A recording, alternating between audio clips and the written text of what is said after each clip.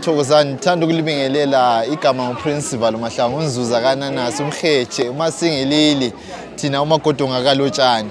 So welcome lapho eZhilo bathi ibalalela uZhilo ukuthi uzila silande ukugiya umgido.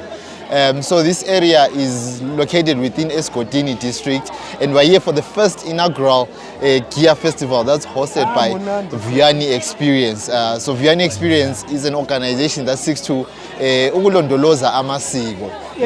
Indlela lathi komagriza esithanda ngakho ukulondoloza amasiko. But singaqhubeka phambili sifuqala sizwe uthi utshwala besintu uphekwa njani. Asike sizwe ugogo uthi uthini lapho. In the Vele culture, there are 4 important utensils used in brewing and storing umqombothi. Iqhaga lotshwala, isiphungo, inqayi yotshwala, and isihluzo. Ngampheka utshwala bantu bami. Ngiqalisa so angiyalazi uphoko. Uphoko lo. Belile ngipheka ngalo utshwala. Ngiqala nguthathe. Ngithele emanzini. Ngathela namuhla uyatshona kusasa. Usisa sengikhipha emanzini. Bese ngilumilisa. Ngifake esakeni. Umila lusesakeni. Ungamila sengisho kuthiwa imthombo. Sengithatha sesiyachaya. Ngachaya ome. Sengithatha ke ilitshe lami sengichola. Uchola ngezandla uchola ngomtshini. Uchola ngezandla. Yize ngiyimkwanile. Ngidawonye selani lempuphu yomuntu. Njengoba ngibona lokuya ibhakede elilodwa elileha. Ibhakede leliyana lidawonye lakhona. Ngakwaqa uthiwa ukugwaqa angiqalisa ukwenza uphekutshalo. Ugwaqe kuthiwa ihlamba. Usisa sokuvuka kubilili. Sengiqhathisa ngedrum phansi. Khona pha ungaqhatha sokuthiwa ngumhiko. Usithatha ke umhiko lana sovuthiwe. Sufake izitweni ezinjengeditshi ukuthi kuphole. Kungaze kuphole sengivubela wandawo ukuthi edramini. Edramini lapha yabe sengifakile imthombo eyopho. Sokuthiwa ikuvubela. Ngaze ngivubele sokubila. Ungavila laphana ngizwe sokusesayizini ukuthi sokubutshwala. Sengihluza ngesefa. Ngihluza inhlipho leziyana okunganathwa ndawonye. Sokusala kunjiyana ubutshwala. Sokuthiwa utshwala kakhulu. Soka ngikucina kwabo. Sesithatha ke sesinatha ke thina ba utshwala onqombothi. Yenza njalo. Umqombothi uyabe kukuwe ungena ufuna uyapheka ufuna ukubiya uthango lwakho uyenza ilimi uyavuma nxa upheka obemali uthengisa njeba kunjana kumbe ngokuthengisa wathenga abantu nxa kulobunye okuthiwa ngobomkhuba uyathethela lakho ususa kanjalo pheke kwakho ukuze kube utshwala. Sisenze imkhuba yakho esintwini ngabo utshwala bona sola unjalo kodwa kupheka ofana nayo ngalo uphokololo. Mina ngimuJoyce Moyo ngizalelwe eMchabezi ngase ngisuka ke ngisiza eMendeni la eZhilo konkiwane.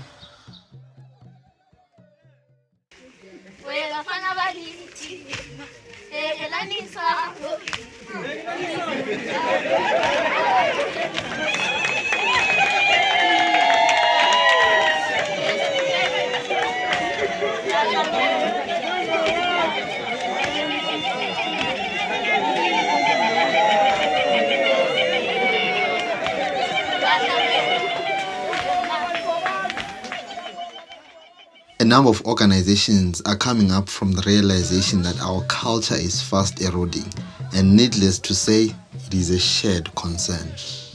Maphosa sawona. Yebo. Linjani? Sikhona. Hayi thanda ukulibingelela kuhlelo lukaMagriza Made Me Cook. Thank you. Okay, umbuzo wami oqala, inhlanganiso yeni isungulwe nini njalo injongo yawo yini? What's the purpose of the organization? Okay.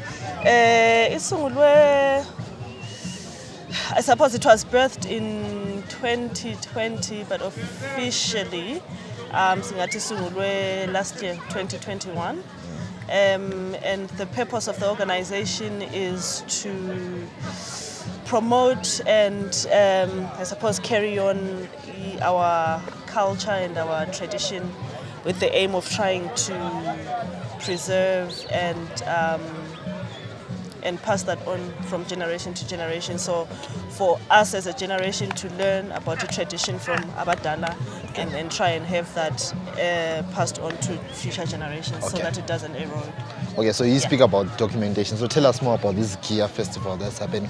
And it's the first time Lapo Zhilo. So tell us more about the planning and how has it been towards organizing this event? Okay, so Giya Festival is an annual event. So Giya basically see Giya namasiko etu. So as we have said, our organization is about preserving our culture and passing it on from generation to generation. So Giya Festival is an annual organization, and this year is the first year of Giya. And the aim and purpose is to scout and expose talent within our traditions and our culture. So we are seeking to identify traditional performers or performers within the traditional arts that can showcase a traditional talent that they have and expose that talent to, I suppose, the world or the population at large, yes. Okay. And from that or through that process, siyafunda abadala basifundisa, the young ones are learning, and as we promote our artists lawa, we are then passing on that knowledge or traditional culture from them to generations in future. Yeah. Okay.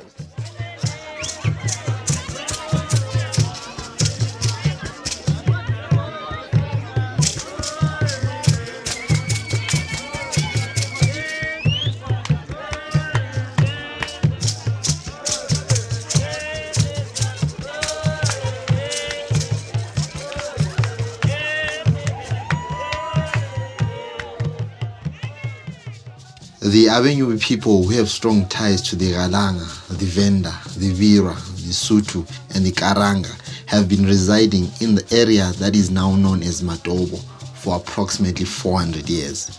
Additionally, they are present in places like Nkai and Kezi. The Tonawanda dynasty was formed in the Matobo highlands by the Nyubi. Bengicela ukubuza baba, lingasinika imbali ngesigaba lesi sikizo indawo le yeZhilo.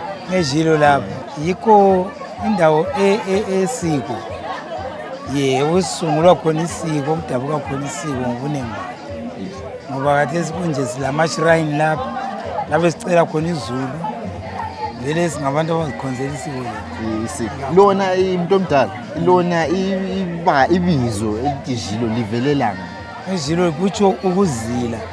Litsho ukuzila. Ukuzila ukuthi into zethu zonke thina mostly siyazila, into zethu ziyazila ezizenzayo.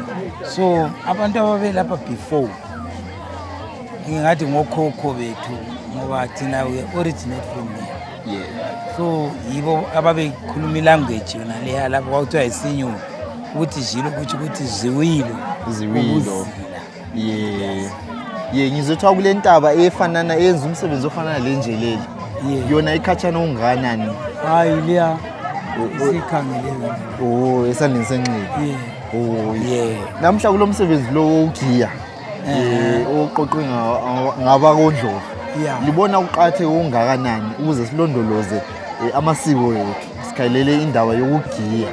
Thina sithi kuqatheke kakhulu ngoba imvuselelo yesiko lethu labantu abethu babekwazi ukuthi vele sasingabantu bani, senziwani, usihloniphani khona konke esikukhonzayo esikweni kuyo.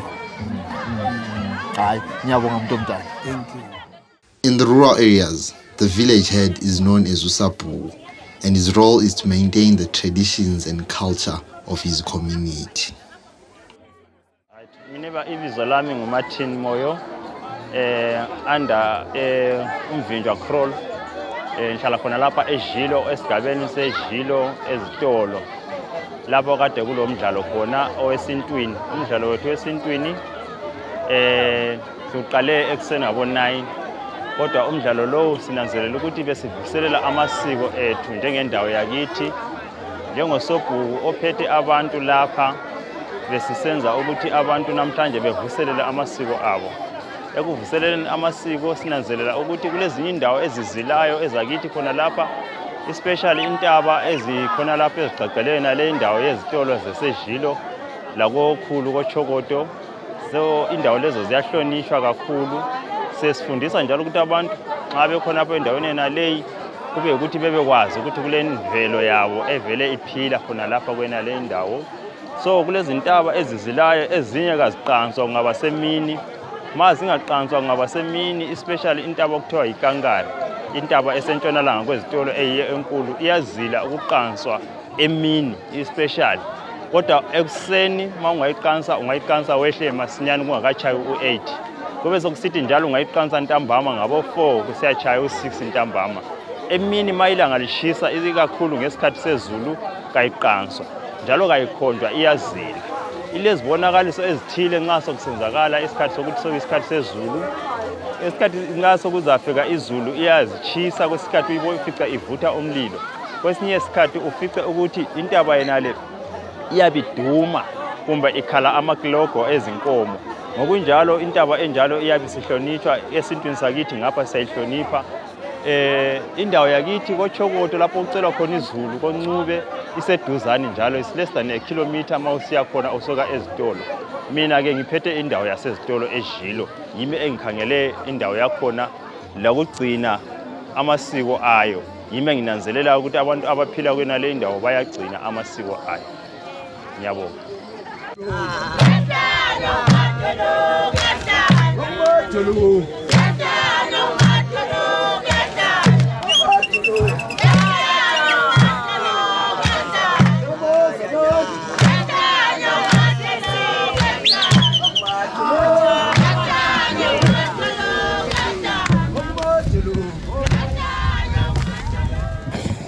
Okay, Nkosinathi Ngwenya from Sprinkles Caterers. Sitholakala ke ku Mimosa House, 3rd floor, Suite 5. I-kitchen lethu liku 13 Avenue, between 13 and 14 Avenue, ku Jason Moyo Street. So, sidila nge-catering. Namely for our weddings, corporate events, workshops, conferences, funerals, birthday parties. Yeah, izinto ezinjalo. As it is today, Sigu Festival eZhilo. That's where we are. We're cooking basically traditional meals. So today on our menu we had isitshwala samabele. Besila so esenyawuthi njalo and then enyameni besile lamanqina sabale lamalusu lamathumbu sabale mbida yethu laphayana sibele chicken makhaya futhi bayithanda kabi chicken makhaya sibuye sabale umxhanqa wethu ube dessert. So umxhanqa khona sizowuqedelela manje yiyo wathi i-dessert yethu okunye besilakho inhloko bayithanda kakhulu abadala lapha sibaphekele yona futhi as part of our traditional meals today. So basically we had about 8 items on the list to complement i-traditional meal yethu yanamhlanje siseZhilo center on this traditional dance festival. sithi wena owakwendlovu umkhulu njengawe wena uyindlovu waba lomboko omude bathi indlovu yona kayisindwa umboko esithi wena ndlovu namhlanje kawusindwa ukuthi uzosibuthanisa usibuthanise lapha sathi gwaqa ngawe ndlovu umboko wakho mude uthinta lapho lalapho kunyikinyeke ngithi wena lapho sithinte khona thinta uphinde usikhumbule labantu bethu ngoba wena uthinta lapho kukhona kabazo kababa usuphephile uthi uyasibathela ngoba kakula lutho olukhona sifisa ukuthi ngani iyabuyela yekizolo kube khona kube yikho khona kuzasibambela iyekizolo lethu uluntu lethu luyaphela kodwa wena ndlovu uthi uzaluvusa luvusa phela sibone ungakapheli uqathe ongana uthi silondoloze isiko umuntu omdala vele lona isiko ngendlela eliqalise ngayo yikho sizalifundisa siya phambili mina ngumzizi umphankompinda kaveza umpinda ongabindeki ngampinda kuyadabuka umhlaba sankintinkinta lidumi bele ezikhukhula zomfula umuzi ongavalwa ngahlahla kodwa ovalwa nenhloko zamadoda thina besivele sidlamula nje mazingadlamula kuvele kwenzakala into kumele yenzeke ngabe kungamakhehla lawo ukukukhumbuzana ngesiko into eqhakatheke kakhulu naseBhayibhelini kukhona lokho kuthiwa isizwe esilahla amasiko aso vele asikho total vele sifile kuyinto enhle ukukhumbuzana sikwazi la ngomnyaka olandelayo ukuthi ngalesi sikhathi kule ndlela esike sajabula ngayo ngendlela yesiko awusitshele iqembu lakho esibonele Giya la iqembu lami belikhona phakathi kwethu khona lapha imbabazane abafana bemadojeni libonile sigiya nje besigiya nje okuqondileyo ngenxa yesiko okwangenza ngathanda kulandela isiko kuyilokho ngakukhangela imvelo yakithi la ngendlela yakithi ukuthi vele abadala bethu bebevele bephila njani ngakhangela ngobuningi bangikhona sebelahlile abanye sebesemachechi sebesenzana but ngakubona ukuthi lokho abadala bebephila nxa besenza so.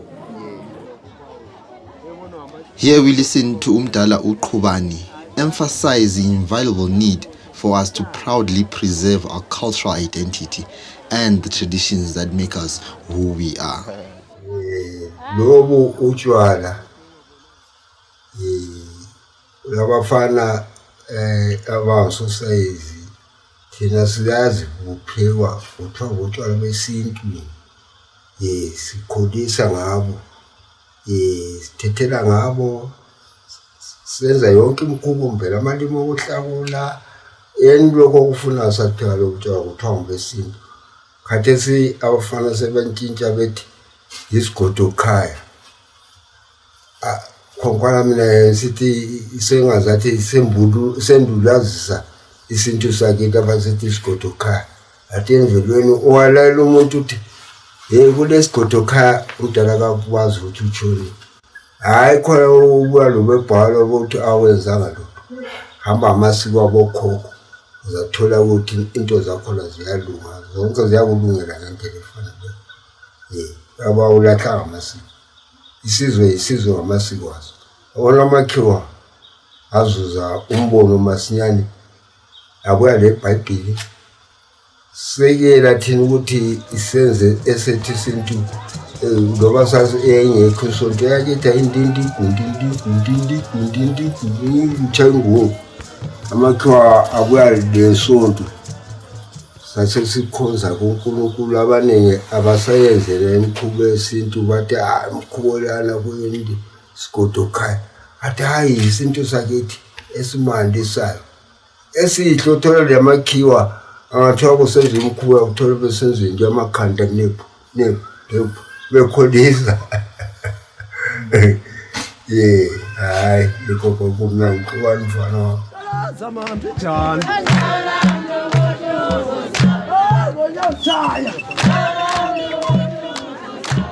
So you say your organization that looks at preserving the cultural heritage. Correct, that's yes. there. And you've stayed, I can say, in both continents, Europe and Africa. Yes. Would you say we're losing our culture? Would you think some cultures are vanishing in your own aspect? Yes, absolutely. Which I think is what has prompted us to have a passion, to try to identify lapho okusesele culture to corner and have that exposed so we can learn from it.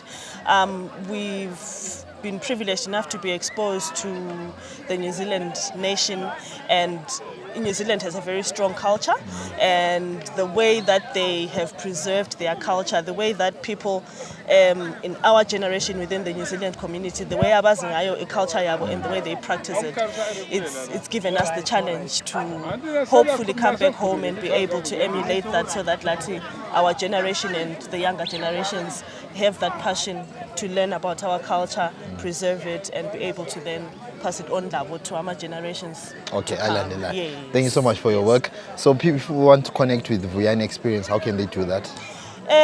They can do that through social media. So we've got a Facebook page, which is Vuyane Cultural Experience. And then we've got an Instagram page as well, Vuyane Cultural Experience. So yeah, at the moment, that's where they can connect with us. Okay, and also yes, they'll get the content, the footage of this Giya Festival there. Yes. Anything is next year, roughly the same time, same place. You're planning to extend it? That's what we are planning, yes.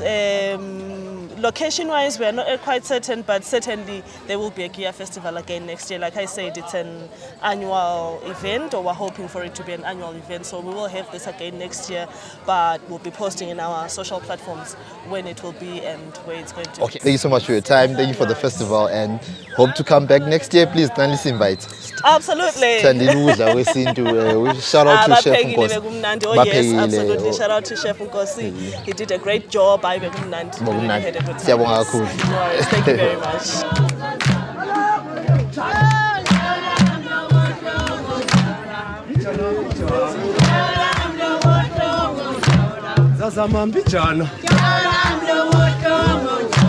Zamambijana.